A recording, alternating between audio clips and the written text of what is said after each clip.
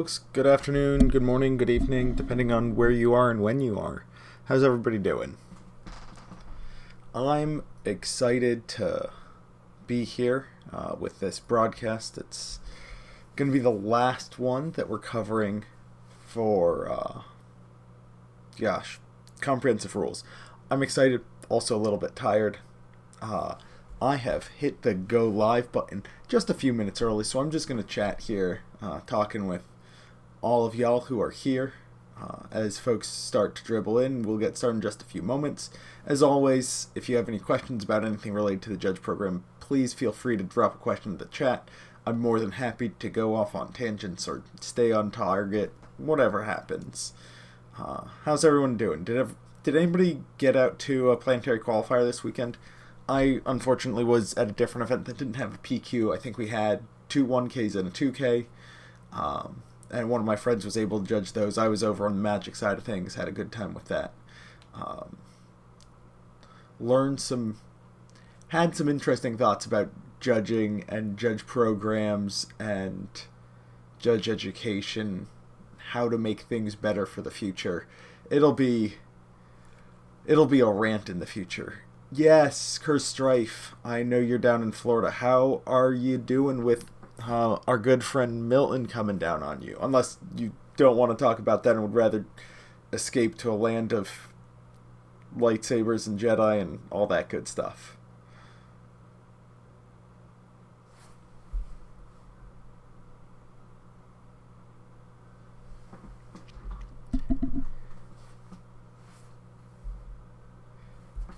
I finally understand the Red Stapler reference.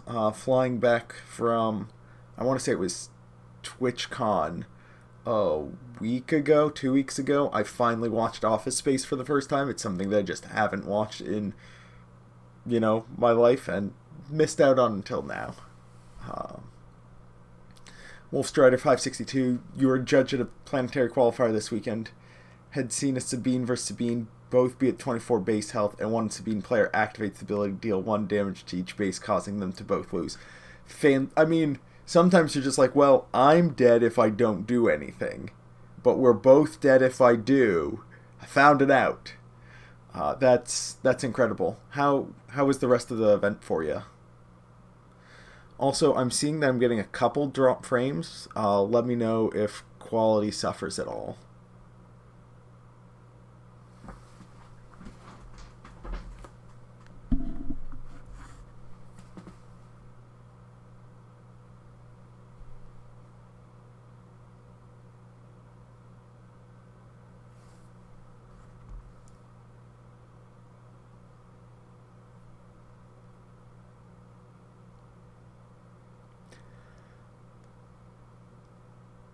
What do you mean by morning staff? Like just the early shift on the day?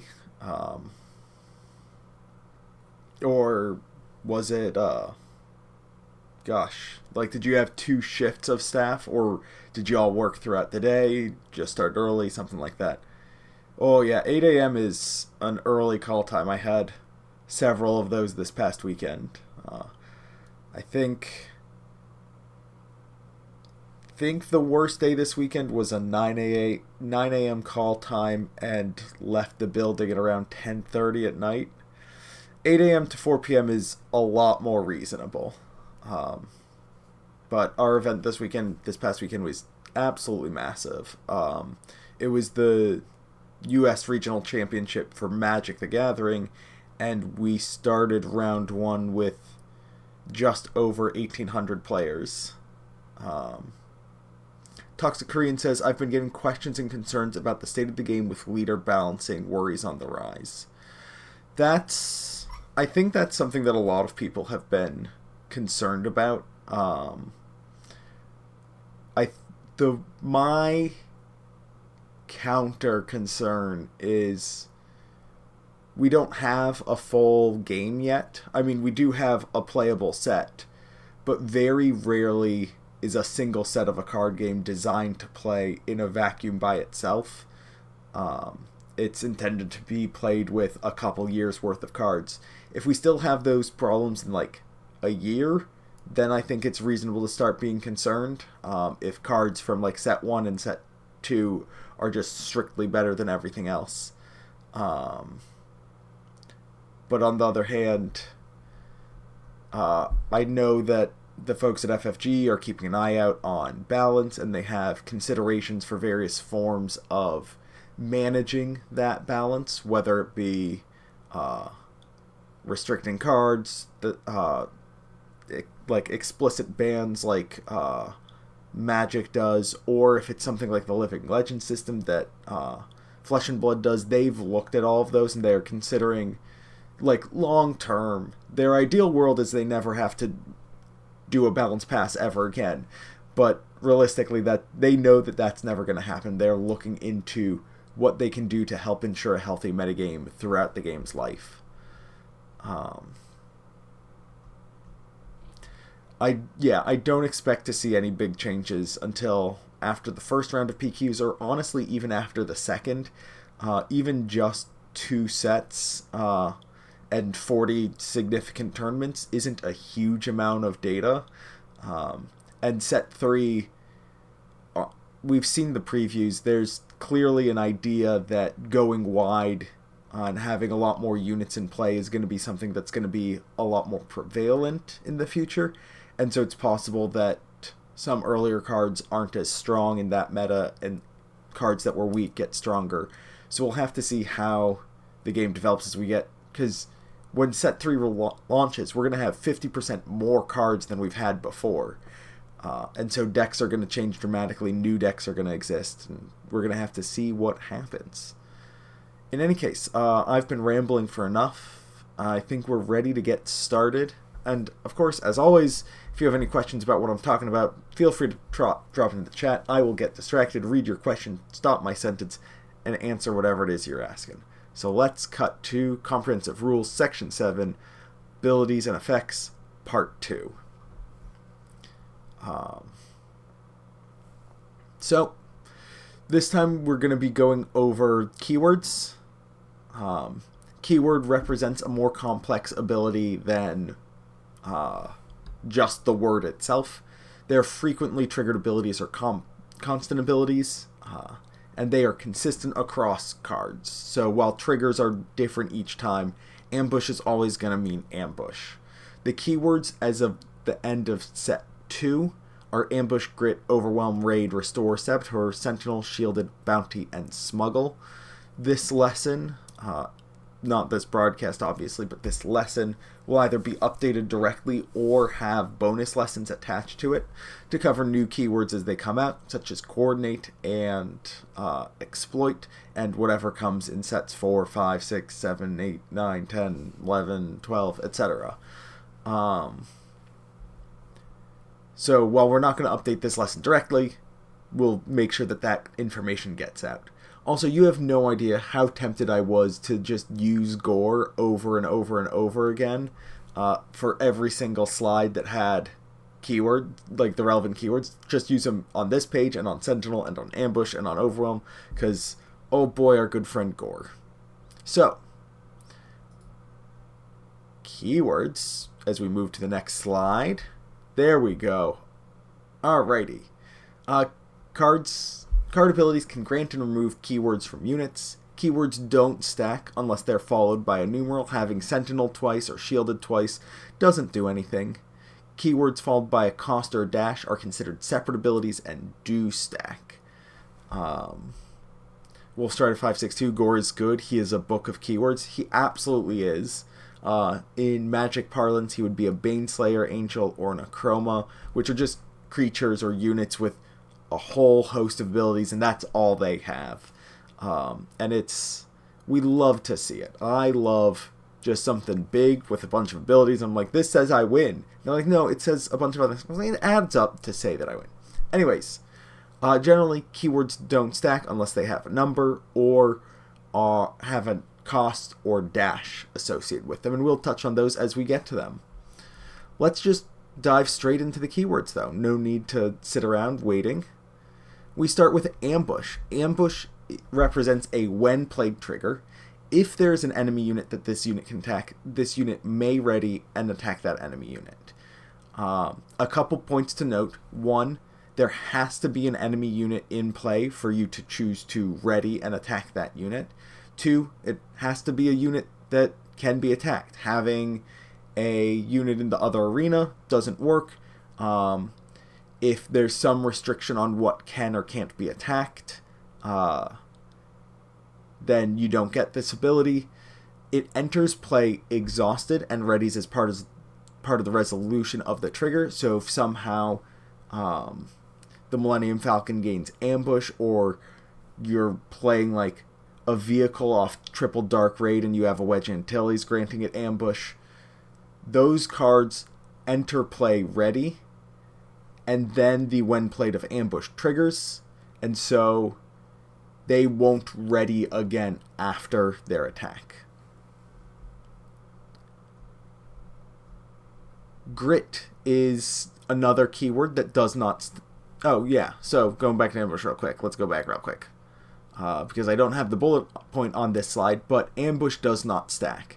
You do if you use an energy conversion lab on Azatec Liberator gunship, you don't get to put into play ambush one enemy unit, ready, and ambush another one. That would be kind of insane. But keywords that don't stack, Grit doesn't stack. This unit gets +1/+0 for each damage on it. It is a constant ability, and it updates as soon as the unit takes damage. If a defender has Grit and the attacker has something like Shoot First, or there's an on-attack trigger that deals damage, the defender's power will update before it deals its combat damage. Again, relatively straightforward. This is one that some people might think stacks. If you have Grit and then Grit again, you might think it gets +2/+0 for each damage on it, but it explicitly does not stack. Overwhelm is a little bit complicated, or it's a little bit complicated if you have expectations from other card games. Once it's explained in terms of Star Wars Unlimited, or if this is the first game that you're coming to with a keyword like this, it's relatively intuitive. But while attacking, the unit that has Overwhelm deals its excess damage to the defending player's base. This does not stack, and the defender must be defeated for the attacker to damage the base. This means that Chirrut Îmwe, if he is attacked by a unit with Overwhelm, there will never be any Overwhelm damage because Chirrut will never die to the attack. Similarly, if a unit has Boba Fett's arm, or if Boba Fett has Boba Fett's armor on him, and you're preventing 2 damage and he has 2 additional health, it's going to be a lot of damage that you need to get through before you're able to overwhelm it all, because the damage prevention effect is taken into account. If there's a shield token, not counter, shield token on a unit, the overwhelm will also not occur because no excess damage is being dealt. Curse Strife says, might be good to add here or in a future lesson that excess damage is only dealt once. Yes, there was quite the discussion about giving Blizzard Assault AT-AT, which has the triggered ability when this unit, I believe it's attacks and defeats an enemy unit, it deals its excess damage to another unit, I think, or maybe another unit in that arena. If you give that Overwhelm, how does that function? If you have 2 things that are looking to use excess damage, you use whichever occurs first, and excess damage is dealt only once. That's likely not going to end up in this lesson, even when it gets a little bit more clarity, either in rules reminders in the official card database or in the comprehensive rules. While it is important to know, I think that's a little bit beyond what I think of as the baseline for level 1 knowledge. That was a very fun interaction to dig into. But yeah, we'll definitely cover that in a lesson, probably just not this one. But hey, since you're here for the live broadcast, you get that extra bonus knowledge. Alrighty. Moving on, we have Raid. Raid is another constant ability that says, while attacking, this unit gets +X power, where X is the number following Raid. This ability is cumulative. And so if you have Raid 1 and Raid 2, you actually have Raid 3. This ability has the same duration as for this attack, like other lasting abilities, and is not a trigger. That means if a unit somehow gains raid after it attacks, but before it deals damage, that raid value will still apply. Restore. Restore is another stacking ability. This one is a trigger. If a unit gains Restore after it is attacked, it won't trigger and it won't heal your base. Restore simply says, on attack, heal X damage from your base, where X is the number. This ability does stack, and you put them together cumulatively, which means if you have something with Restore 1 and it gains Restore 1 from Home 1, it now has Restore 2, and it will be one instance of healing. This is relevant if we ever get a card that triggers when your base is healed.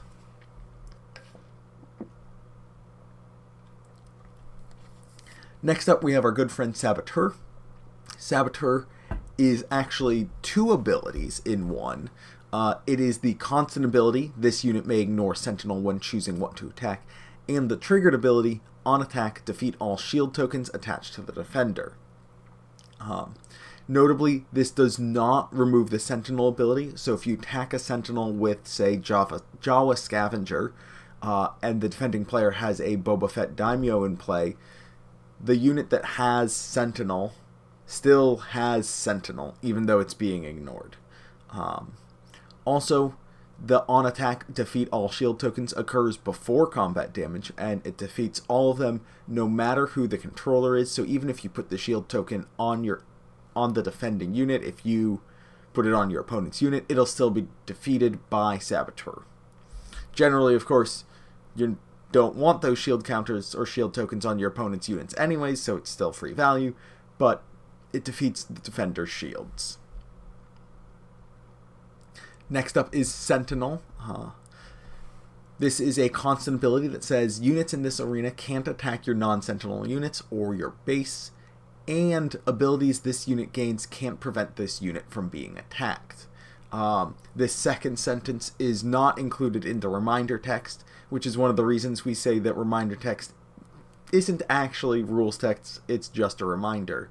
This second rule is similarly important, or why Sabine Wren, Explosives Artist, has the reminder text she has. She says she can't be attacked unless she gains Sentinel.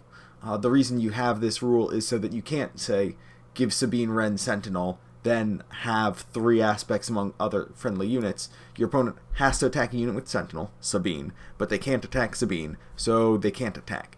That would be too easy of a lockout, I think, and something that the designers, I think, want to avoid.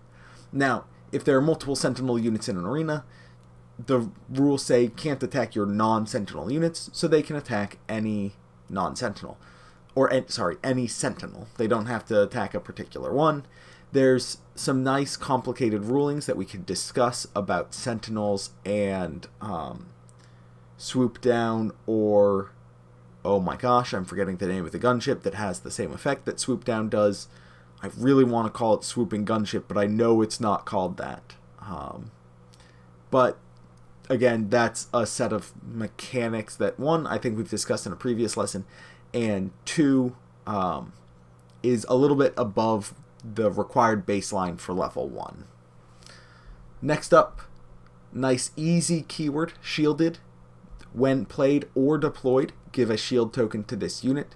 Shielded does not stack, so having multiple instances of the keyword ability Shielded does not mean you will get multiple shield tokens. However, shield tokens do stack, so if you have multiple shield tokens, if you have, say, Shielded on a unit and then you use Luke Skywalker's leader ability to grant that unit a second shield token, you can have 2 shield tokens on a unit, and then when it's damaged, one of them is removed. Strafing Gunship. Thank you so much, Curse Strife. My brain all over the place. Anyways, Shielded resolves in the same window as other when played triggers. If you have both ambush and shielded on a unit, you can decide whether you want to put the shield on before you ambush, or you want to ambush then shield up that damaged unit. One thing that is interesting to note that is that shielded is explicitly when played or deployed, which means that leaders that have shielded will gain that shield token, and ambush is strictly a when played trigger. I presume that if they ever printed a leader with ambush, they would simply just update the wording in the rules, but for now, if you somehow grant like the next unit that you play, again, it's going to be a unit that you play, not a unit that you deploy. It's your leader currently isn't able to gain ambush, which is just a little thing that I discovered going through the rules. It's just not possible. Alrighty, moving on. Bounty. Bounty is a little bit more complicated than some of the other keywords we've gone into, so we're going to have 2 slides for this for the first time in this lesson. Bounties have an ability and mean when this unit is defeated or captured, an opponent may resolve the following ability. That opponent is considered to control this ability. So it will generally be one player having a trigger that the other player resolves. If a unit has multiple bounties, each is independent and resolves separately.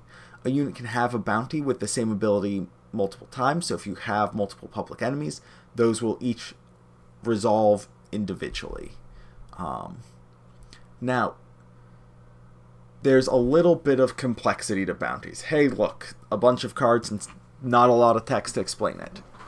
So, the phrase collecting a bounty means to resolve a triggered bounty ability. Now, while resolving a bounty is optional, the player who resolves the bounty is the opponent of the player who controls the unit with the bounty, and it is the responsibility of the owner of the card that gave the unit the ability to make sure that the player who can collect the bounty actively makes a choice.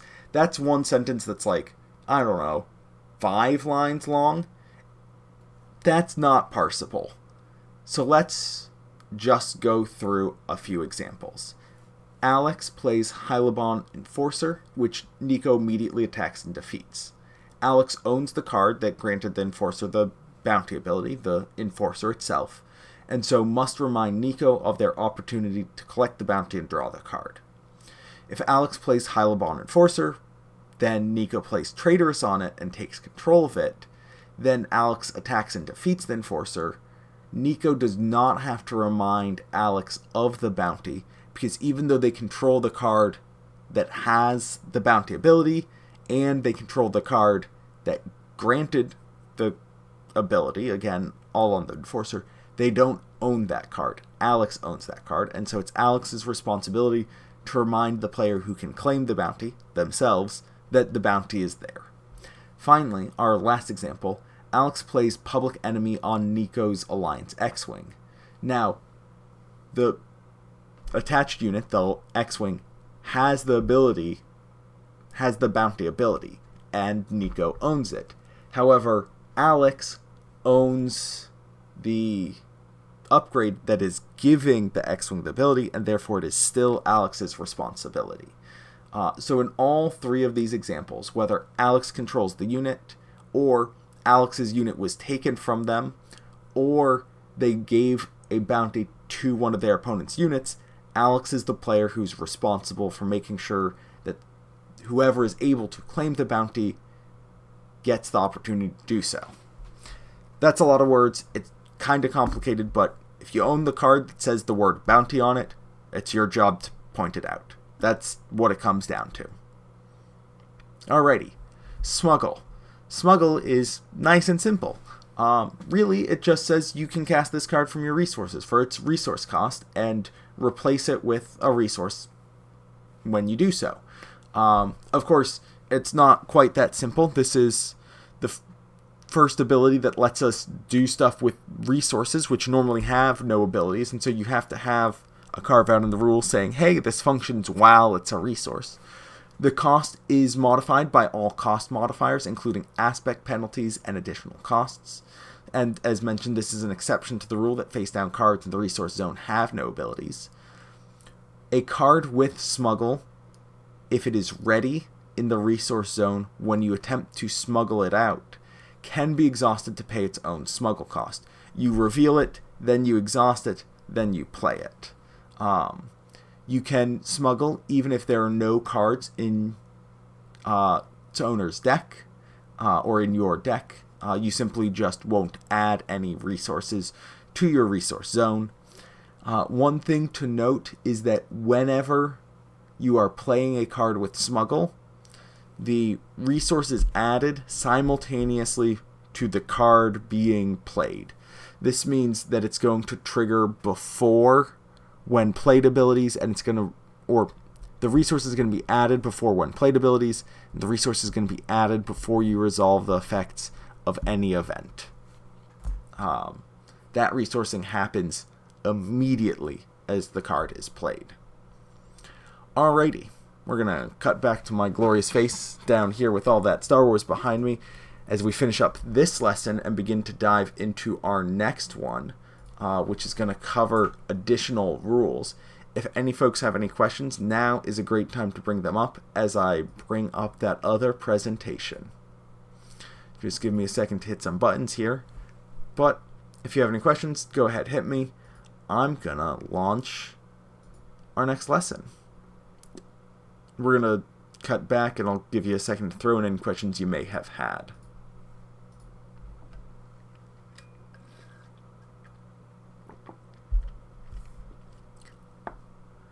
Alrighty, let's dive into Section 8, Additional Rules. Section 8 is the home of rules that don't quite have a place in other places in the rules. Some of them I think could arguably be in other places, and in fact, we covered a lot of these sections previously. I'm not going to read out this list of things that we've already covered from additional rules, because one, you can read it as well as I, and two, we've already covered this material, and so you don't need to worry about knowing what it is, because if you've been following along with the lessons, you already know it. So that's nice and convenient. There's, I think, 14 or 15 of these that we've already covered throughout the previous 10 lessons. And we've got about 15 or so to go into just in varying degrees as we go through the rest of Section 8. So, because there's so many of them, let's just dive on in. Alrighty, choose. Choose is a word that's used in different contexts and means different things with each of them. If you're told to choose an object, like with choose sides, friendly non-leader unit and an enemy non-leader unit, you have to choose an object matching the criteria, and that object must be in play unless specified otherwise. When a card is telling you to choose from a bulleted list, you can only choose each option once. And finally, if you're told to divide damage as you choose, all damage must be assigned. But yeah, choose is kind of the dictionary definition of the word choose, but it has a little bit of rules baggage in each of these distinct contexts. Next up is first. First is the first occurrence in the specified time period, not the first occurrence since the ability became active. If something said second or third, it would similarly be looking for that value. This is relatively straightforward. If you play Omega and then you play Wrecker, you're not able to ignore the aspect penalty on Wrecker because Wrecker is the second clone you've played in that round. Omega was the first. And so it's not looking at the first occurrence since the ability became active, but it is the first during the specified time period. Next up, we have three sets of rules, 8.10, 8.17, and 8.33, which are if you do, must, and you may. If you do effects apply if the preceding condition was met. Enforced loyalty, if you defeat the friendly unit, you draw 2 cards, and you must draw those 2 cards. Similarly, you must defeat a friendly unit if you can. So enforced loyalty is really bad to play if you're in the end game and all you have is 1 unit in play and no cards in your deck, because you will defeat your friendly unit and then attempt to draw 2 cards and take 6 damage to your base instead, which seems like the worst thing you could be doing for 2 resources. Some if you do effects, as seen on Mining Guild TIE Fighter, are preceded by a you may. With Mining Guild TIE Fighter, you may pay 2. If you do, you must draw a card. So for whatever reason, you wanted to exhaust some resources, you thought your opponent was going to steal one with DJ and you wanted to exhaust them, while you could pay the 2, you would then have to draw the card, even if that was not something you wanted to do. If you don't want to draw the card, you simply don't do the preceding you may effect. Toro Calican is another example of a you may. It's also notable that if you attempt to do something, if you attempt to meet the condition of a if you do, but it is prevented or replaced by another effect, it still counts as you doing that thing. So if you try to deal 1 damage to Hunter of the Haxion Brood, but that damage is prevented by a shield token, you still have met the condition of you may deal 1 damage to another Bounty Hunter unit. And so you would be able to ready Toro Calican, even if you dealt the 1 damage to the Hunter of the Haxion Brood that had a shield counter on it. Finally, must takes precedence over can, but does not take precedence over can't. There are very, very few cards that say must in the game, but if something gives you an opportunity and must says no, you must not attack, instead of you can attack, the must takes precedence. If something says you must attack and there's an effect that says you can't attack, the can't takes precedence. Next up is ignore. We talked about this a little bit just a couple minutes ago when we were talking about Saboteur and Sentinel. Treat ignored abilities as inactive but not lost. And cost is not modified by ignored aspect penalties, but the card retains the attribute. So if you play Kylo Ren in a Rey deck, while you're only going to be paying 6 for him, assuming you have the aggression, he still will have the villainy aspect. So that will matter for a small number of cards that look for villains. Next up, last known information. This is a weird one. It's something that shows up in some other game rules. If you're looking in the comprehensive rules for last known information, it shows up in the table of contents, in the entry for last known information, and in the glossary saying, hey, go read the entry for last known information. So if you don't read the additional rules, you won't know that this is here, which maybe this has a home in triggered abilities. But abilities that trigger while a card is in play and resolve while in discard or another zone use the attributes of the card while it was in play. Right now, this is primarily for determining control, because no player controls a unit when it's not in play. So if I have a unit that is defeated and I control a General Krell, even though the unit is in my discard pile and not technically controlled by me, we use the last known information of what was that card when it was in play. We look back to when it was in play, I controlled it, therefore I draw a card.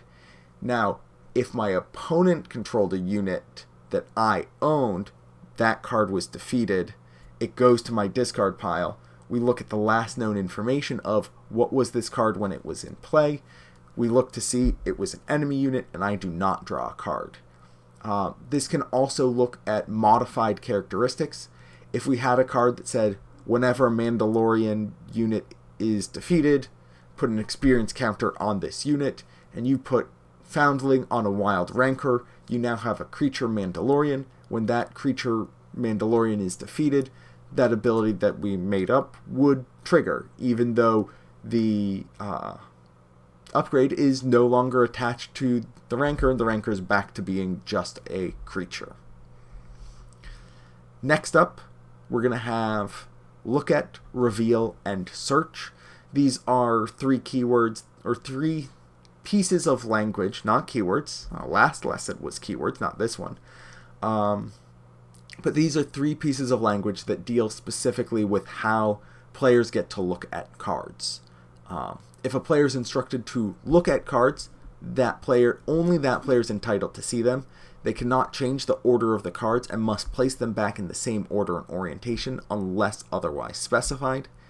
If a player is instructed to reveal cards, the attributes of that card or those cards become temporary open information available to all players. Again, all players are entitled to this information. You can't flip over 4 cards for a cause I believe in, show the 4 heroic aspects, and then quickly put them back before your opponent is able to identify those cards. All aspects, the entire information is open information for a period of time, long enough for them to get to process that information. Like with cards that are looked at, any revealed cards must be placed back in the same order and orientation unless otherwise specified. Most effects that are letting you look at multiple cards will say put them back in any order or put them back in a random order, but just in case they don't, you have to put them back in the same order. Finally, if a player is instructed to search their deck, the player looks at the specified number of cards or their entire deck as appropriate, finds cards that meet the requirements. For Mon Mothma, it's going to be a Rebel card. For Search Your Feelings, it's going to be any card, and moves them to the appropriate zone. Notably, this is something about open and hidden information. With Mon Mothma, you're able to fail to find. This means that if you look at the top 5 cards of your deck, it's possible that there's no Rebel in there, and so you just put those cards on the bottom of your deck. However, if there is a Rebel in there, you can also say, oh, I didn't find a Rebel for whatever reason. Maybe you just want to play Mon Mothma out and you're worried about running out of cards in your deck and don't want to take any out earlier than necessary. Even if you see a Rebel, this information is hidden information, and so you don't have to pick a Rebel if you don't want to, even if one is there. However, with a card like Search Your Feelings, which simply says, search your deck for a card and draw it, that quality, whether or not a card is in your deck, is open information. The quantity of cards in your deck is open information, so as long as you have at least one card in your deck, if you play Search Your Feelings, you must draw that card. Now, after a player searches a portion of their deck, they take any cards not chosen and put them on the bottom of their deck in a random order. Some cards, Darth Vader being a particular offender in this case, don't explicitly say that, but no matter what, whenever you search your deck, afterwards you take the cards that you looked at, randomize them, and put them on the bottom of your deck. If you search the whole deck, you're going to randomize the whole deck. Now, for all of these, for looking at, for revealing, and for searching, cards have not left the zone that they were in unless otherwise specified. Usually that'll be an effect like in For a Cause That I Believe In, you discard some of the cards. With Mon Mothma, you draw one of the cards. With R2-D2, that card isn't leaving the deck, it's just going from the top to the bottom or staying on top. Next up, keep on plowing through. As always, if any of you have any questions, please drop it in the chat. Otherwise, we're going to go on to lose and loses. If a card loses a keyword, it no longer has any abilities that keyword granted. If a card loses all abilities, it has no abilities, including those granted to it from other cards. It can gain abilities through new effects unless otherwise specified. Imprisoned, for example, specifies that the attached unit loses its current abilities and can't gain new abilities. A good way to think of this is the entire text box is erased. There is nothing in there. Everything in that text box is an ability, and if a card loses its ability, nothing in there applies. And any abilities that it has gained from other cards, such as from upgrades, are also erased. There are some upgrades and effects that apply game rules to your units, but are not abilities. For example, Entrenched says a attached unit can not attack bases. That is not attached unit gains. This unit cannot attack bases. So if you played Imprisoned on a unit that's entrenched, that unit will still have the ability that says it can't attack bases. Next up, we have other, another, and random. These are pretty much English definition. Other or another indicates that a card can't be selected multiple times or that it can't select itself. To randomly select something, players agree on a method that has equal odds of selecting each option and use that method. For discarding a card at random from a hand, what you can do is lay out your hand face down, roll a die, assign a number to each card and roll a die and discard whatever that number is. Or you can shuffle up those cards, reveal them face down, and just say, opponent, pick one of these cards, as they are equally likely to pick any one of those cards. There's also other ways of determining randomness. There will always be somebody who argues that true randomness can't be found. They'll be like, your online generator for true randomness isn't actually really random, or all dice are weighted and so it's not really truly random, or there are psychological tricks you can play on your opponent to make them pick one card over another, or shuffling doesn't actually randomize things because it's all predictable. That person is technically correct, but they are functionally not correct. Rolling a 6-sided die is functionally random as long as that die isn't weighted. Using like random.org to generate a random number is functionally random. We're looking for functional, not technical. Finally, we have the keyword or the word return. This moves the card to the specified zone. The card does not need to have ever been in that zone to be returned there. The example here is if I play Cobb Vanth, he's defeated, and I play a scanning officer from my discard pile that came from my deck. If it's waylaid, even though it was never in my hand, it's still able to return to my hand. And return is, again, very straightforward. The card just moves from one zone to another with no in-between. Next up, we have referential ability. These are abilities that say, while you control a card with a name, they refer to other cards. This is a Boba Fett's armor is another one. There's Gideon's light cruiser. There's Luke and Vader's lightsabers. There are a handful of Millennium Falcon, Fett's fire spray. All look for a card with name. What you're looking for is any card that meets the name requirement. It does not look for type, zone, or subtitle. However, the name must be a complete and full match. So Emperor Palpatine matches the requirement for Emperor's Royal Guard, both the Galactic Ruler, Leader, and Leader unit, as well as Master of the Dark Side unit. Supreme Chancellor Palpatine would not match this requirement because he's not Emperor Palpatine, he's somebody else.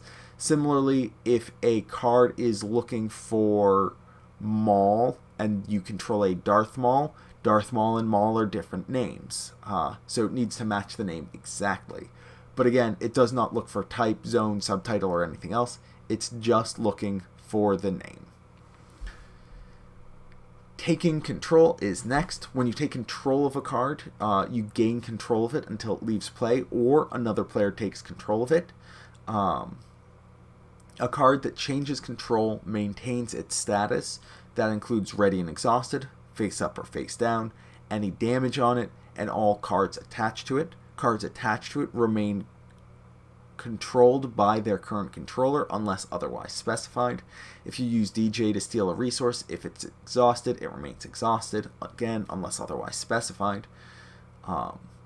If a unit changes control during an attack, it is no longer part of the attack because it doesn't make sense for it to be attacking the player that now controls it. Next up, we have up to and for each. These are generally seen next to each other, which is why we've put them together in this lesson rather than having them be alphabetical. When resolving an ability with up to X, the player selects a whole number between 0 and X, inclusive of both those values. So with Lieutenant Chilson, you could pick 0, 1, 2, 3, or 4. If a player selects 0, they have resolved the ability, but are not considered to have defeated any cards, dealt or healed any damage, made any attacks. If you choose 0 cards for Lieutenant Chilson, you have resolved the when played effect, but you have not revealed any cards. So if there's something that says, whenever you reveal a card from your hand, do something, that ability won't trigger because you have revealed 0 cards.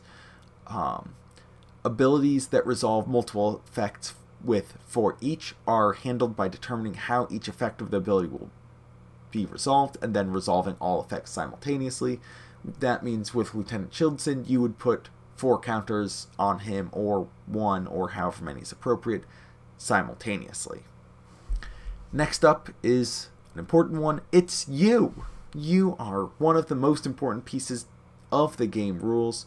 This is grammatically weird, but you is the controller of the ability or effect. Generally, the controller of the ability or effect is going to be derived from the controller of the card, which is whoever's playing it. Sometimes refers to cards or abilities that player controls. Sometimes it may say, if you attacked, as on Bo-Katan. If you attacked means if a unit you control attacked, or if you dealt damage means if a unit or card you control dealt damage. Next up, and I believe it's going to be our last one, is capture. This is closer to a keyword than others, but it is not, just because a keyword has to mean the exact same thing every single time, and capture has some limitations. Sometimes you're capturing a non-leader ground unit, sometimes you're capturing any unit that costs less. There's specifications on it, and so it can't be keyworded as easily. Captured units are placed face down. It's open information out of play. A unit with captured cards is guarding those units. A unit that is rescued will enter play, which means that anything that occurs when the unit enters play will occur.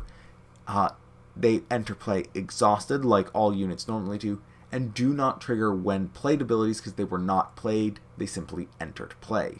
Finally, when a guarding unit leaves play, all guarded units are rescued. It's a neat little bundle of words that act very similarly to keywords. They all have mechanical meaning beyond just their English language meaning, but they are part of these additional rules. Alrighty, that's what we've got for tonight. Thank you for sticking with me. I'll hang out for just a couple minutes while you folks throw questions at me. I will not be doing a broadcast this Friday. I'm unsurprisingly traveling again, as I will be traveling next week as well. For future broadcasts, we're going to be switching the broadcast time. This experiment of alternating between noon and midnight Eastern, or, what is it? Oh gosh, I can't do math. 5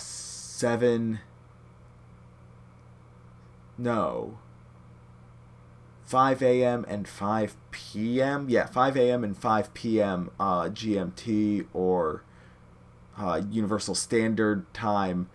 That hasn't been working great. We've been trying to get a little bit more of an international audience.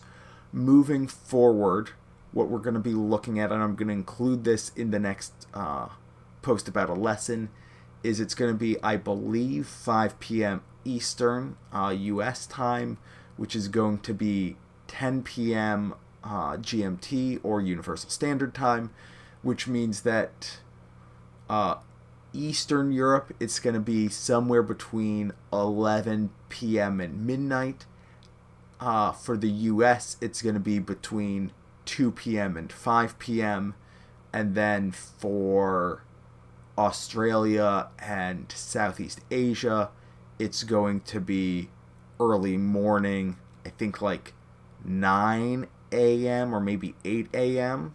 And so the main areas where Star Wars Unlimited is being played should be served by this one consistent time.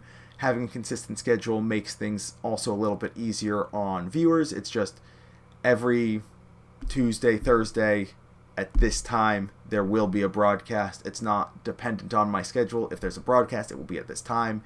You don't have to pay attention to the Discord messages as closely to track whether it's AM or PM. And having it be in the middle of the day makes it easier for me because as soon as this broadcast is over, I'm going to go to sleep because it's getting late here. Wolfstrider562 says, I want to ask, is there a reason that the Judge shirt only goes to 2X? Also, do you know if there will be other items for us to buy? I have answers for both of those questions, and I'm more than happy to answer them. Or, I am going to answer both of them. I'm not happy with the answer I have for the first one. The reason we have sizes US small to 2XL is because those are the sizes that the manufacturer had available for the design that was approved. As I've mentioned in a couple places in the Discord, while we're very excited to share these Judge shirts, one of the limiters on it is that the design of the shirt needs to be approved and the manufacturer of the shirt needs to be approved. It needs to meet both ethical production standards and quality standards. These shirts were approved earlier in the process. They were approved for use initially for use at Gen Con, and we were able to ride that approval process to make them available quickly. To go through the approval process is, at minimum, probably we expect a few months, possibly longer, as well as making sure that we getting test copies in, making sure that they match. Sometimes a producer will say, yeah, all of the sizes are going to be the same color, and then at larger sizes or smaller sizes, it will be different colors, and we want the shirts to be consistent. So the reason it's limited, and the reason it's limited only to, right now, shipping in the United States and to US sizes, is because that was the production that we had approved. We don't have production approved elsewhere. We could theoretically ship outside of the United States. However, you didn't ask this question, but I'm going to answer it anyways, because I think it's important that people know, and this time slot is more likely to hit folks outside of the United States.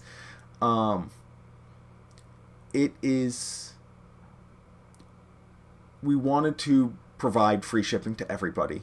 If we do that, and we were shipping internationally, we would have to have increased the price dramatically for everybody.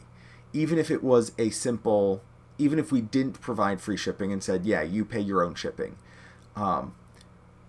Importing goods, particularly processed goods like clothing, can get very expensive very quickly with customs, with tariffs, with value-added taxes in the European Union.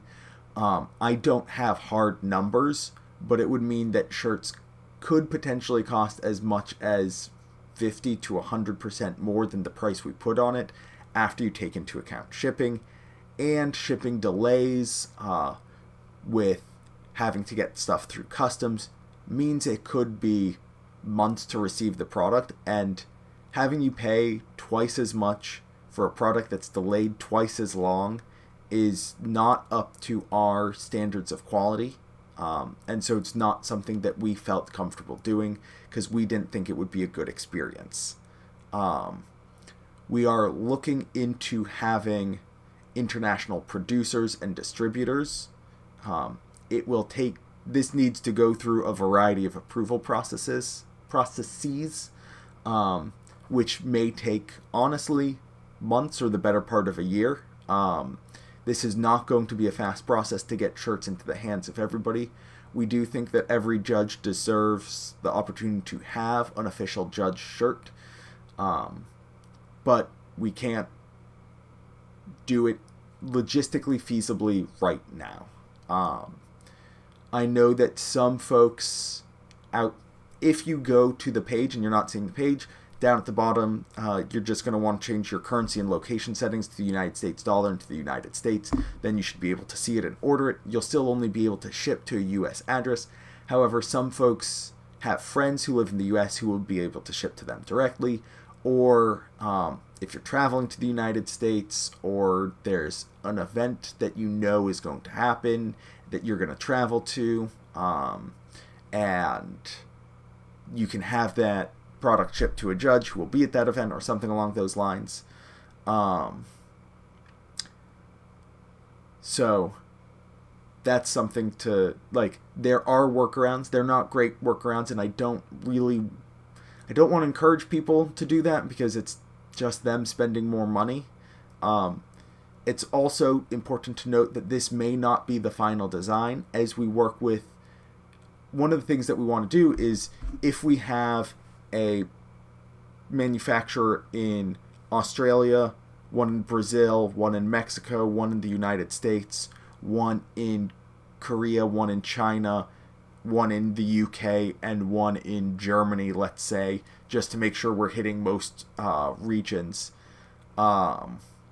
That's 10 different manufacturers or so, and we need to make sure, or we want to ensure, that all 10 of them are producing the same exact shirt. That way, you don't look at somebody and say, oh, you're an American judge. I don't want to speak to an American judge, or I don't want to speak to an Australian judge, or I don't want to speak to a Brazilian judge. We want the shirts to be the same so that all judges are treated equally. And so finding that consistency across international manufacturers is a significant hurdle. It's something that we're willing to move on if it is impossible, but if it is possible, we want all judges to be treated equally, because that is hugely, hugely important to us. And so that might mean that this current design isn't going to be available in the long run, because we might not be able to find manufacturers that match it elsewhere. However, I think it is relatively safe to assume that this shirt will be available, or this design will be what we're using for at least a year, and even if it is retired and we develop a new shirt, it will be considered a legacy judge shirt. And so while at larger events it may be, hey, please use the new shirt, it may also be, hey, you're at your local event, you're running a smaller competitive event, or you're running a showdown, wear whatever shirt you find comfortable. Let's see. Going to the comments real quick. Gex at T, German here, totally agree with that. International shipping is nightmare, including tax and stuff.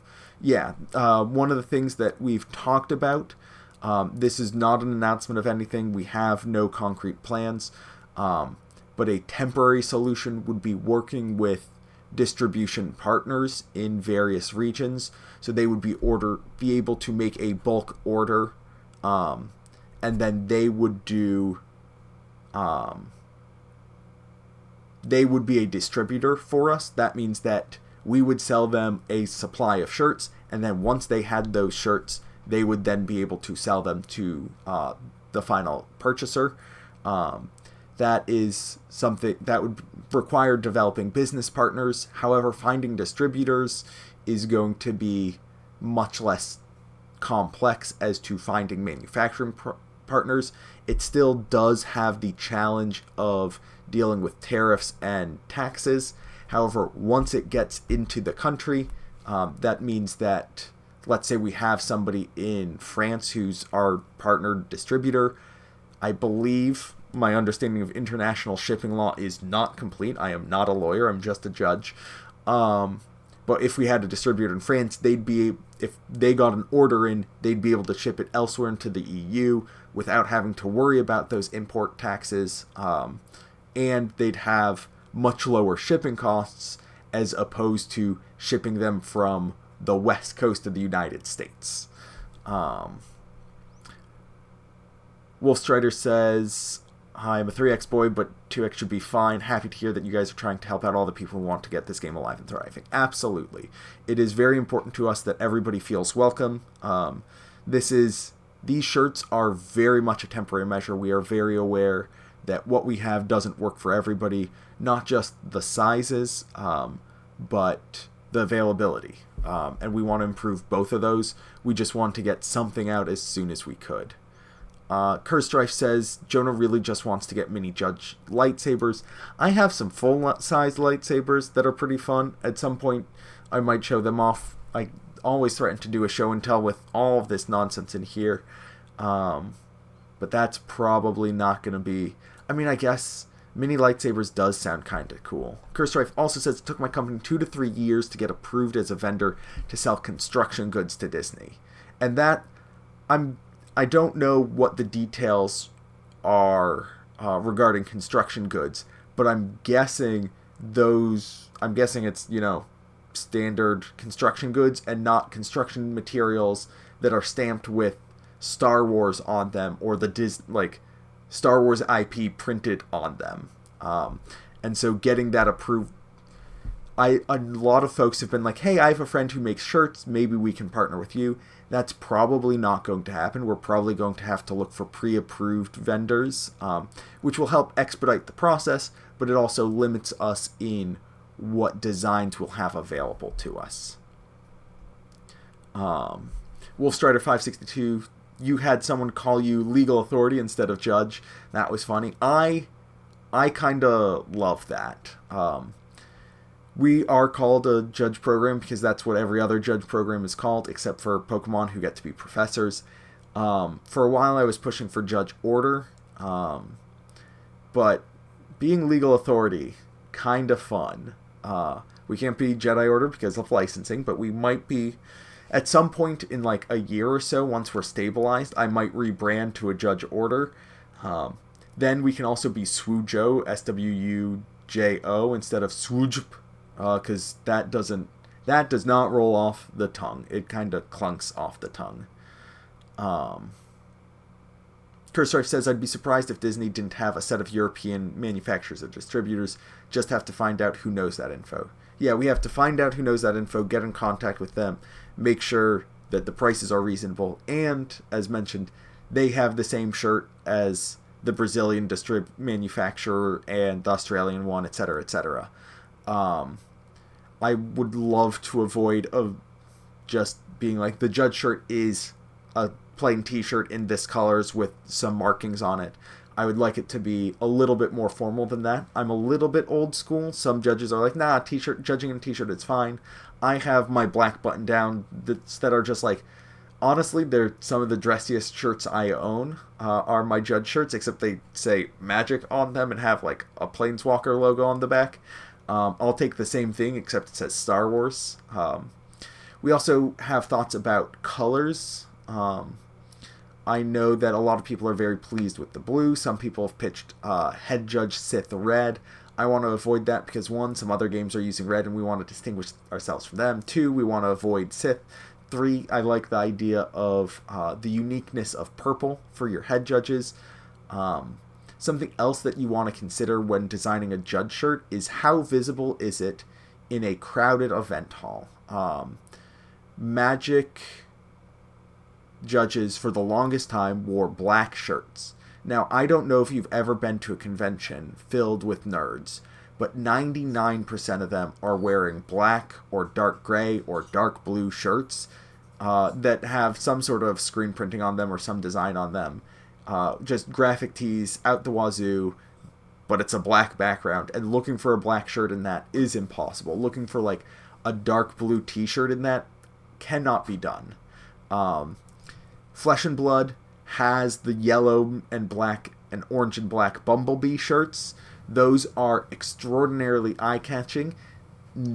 I don't believe they flatter anybody, but they do serve the purpose of making judges very visible, because nobody shows up to an event looking like a Bumblebee because nobody wants to, which means that your judges are the only people wearing that uniform. What I'm pushing for, I think I want the like floor judge shirt to be like a neon lightsaber green, just a very bright, vibrant color that's easy to spot in, like, let's say you have a hall with 500, 1,000, 2,000 players, which I think is very possible. Lorcana's been getting thousands of players. Flesh and Blood has events that are 1,000 players. Pokemon has events that are 1,000 players. I'm confident that Star Wars will be able to get there. And in a hall with thousands of people, having these bright little green clusters would be great to see. And then having like blue and purple, again, bright colors. I know that bright colors don't work well aesthetically for a lot of people. A lot of people prefer more muted tones. You'll see that I'm almost always going to be in darker colors because that's what I'm comfortable in. But the bright colors do the job of being visible. Wolfstrider562 says, how do you feel about collector boosters that we will be seeing? I'm cautiously optimistic. I don't see... So, I've been in trading card games for over 2/3 of my life. At this point, I think it's been... Oh gosh, doing the math real quick. I think it's been 23 years, plus or minus, like, a week since I was introduced to Magic the Gathering. Add a couple years earlier for Pokemon. I have some of my original Pokemon cards. I have no idea what they're worth. I see cards as game pieces, not as investments. And so if I buy a booster pack, I don't expect to recoup my money. It is me spending money on a toy. I know that this is not the standard approach. I know a lot of people, their collection retaining value is important to them. I do like the idea of collector boosters and what they do to a game's economy in some ways. What they do is they reduce the value of non-special treatment game pieces. That is to say, your non-foil, non-hyperspace cards become worth less, which is great if you are trying to acquire cards to play the game. I think that sort of thing is great because the collectors have something they can chase, and that the value is there. And if you just want to play cards, you can get the pieces of cardboard you need for less money. And I really, really appreciate that. And I think that having seen collector boosters in Magic, I believe that collector boosters have succeeded in driving down the expense of non-special treatment cards. Special treatments also allow players to express themselves more fully. If we get treatments other than the ones that we currently have, other than Hyperspace, Showcase, and Foil, it lets players express themselves a little bit more. Maybe you're able to get... I don't know what sorts of special treatments they have, because Hyperspace is the same as Borderless. Having alternate arts... maybe they do a special treatment that is like Clone Wars style art. So like from either the animated series by, oh god, I'm going to mangle his name, or from the longer running TV show. Maybe you have like, imagine being able to get the Spectres, but all of them have art from Rebels, and being able to be like, yeah, I really enjoyed Rebels, so while I like the new art we have, I also really like this style, and this speaks more to me. You can maybe get some more stylized arts, what Magic has been doing with Secret Lairs. Some of them are very cool. Some of them are entirely illegible. That's a concern that I have. I don't want cards to be illegible or unplayable. And sometimes when you go down the route of collectibles, you focus a little bit less on this is supposed to be a legal game piece part, and game pieces being usable in games is really important to me. One of my least favorite things to do is a player comes to me and they say, hey, I have all of these Pringles, and they show me some foils that are just folded in half because they've warped over time, and it really is frustrating to say, you're not allowed to play cards that you purchased and acquired in a reasonable way. That just sucks. Curstrife says, MTG's treatments have gotten out of hand and prices are all over the place since they removed the MSRP. Yeah. Prices being inconsistent does suck. Thankfully, that hasn't happened with FFG and Star Wars Unlimited yet. I don't expect it to. It's rough, but like the prices of game pieces, like if you just want the base version of a game piece, it is, I think, a lot more accessible than specialized versions. Like, look at the difference between a Overwhelming Barrage and a Hyperfoil Overwhelming Barrage. One of those cards is maybe a quarter, maybe Overwhelming Barrage is $1, and Hyperfoil is significantly more than $1. And that's something that I'm really excited to see, because if you want to play Overwhelming Barrage, you can get Overwhelming Barrage. If you want to play the coolest version of Overwhelming Barrage, I'm okay with that costing more money. I know that trading card games are the original loot box microtransaction fests. As mentioned, I've been playing them my entire life, but I like seeing less pay to win and more focus on pay for cosmetics. Wolfstrider562 says, I just want more cool art. I'm still trying to get my hands on Showcase Palpatine, my favorite leader. I really want to see some more cool art. There are so many incredibly talented artists out there who have produced art for Star Wars, either officially or unofficially. There's so many artists out there who haven't produced art for Star Wars. One of my favorite graphic novels is Monstrous, which is this very stylized design that I just absolutely love. I have no idea what I would want Sana Takeda, the artist, to create in Star Wars, but I just love to see whatever she would do with it. Peach Momoko, who is very well known in the comic scene, recently just did a set of cards for Magic the Gathering, and her stuff is absolutely gorgeous. Speaking of cool stuff, one of the questions that was asked a while ago, I think Wolfstrider, you asked, also, do you know if there will be other items for us to buy? Short answer, that's something that we want to do. We have plans for various types of merchandise. That's something that we want to do. I don't have any details on it. If you have ideas of things that you would want to get, feel free to shoot me an email or shoot me a message on Discord, and we can take it into consideration. I know that I want to do stuff like some stuff as like game pieces, and so having like special judge initiative counters, like having a judge counter with your level on it sounds really cool to me. Having like name badges or lanyards just so you have something that like has your name on it that is also officially judge branded is very cool. Gex at T says, gotta bring my kids to school. Thank you very much, guys. Really love the community we built. Thank you for watching.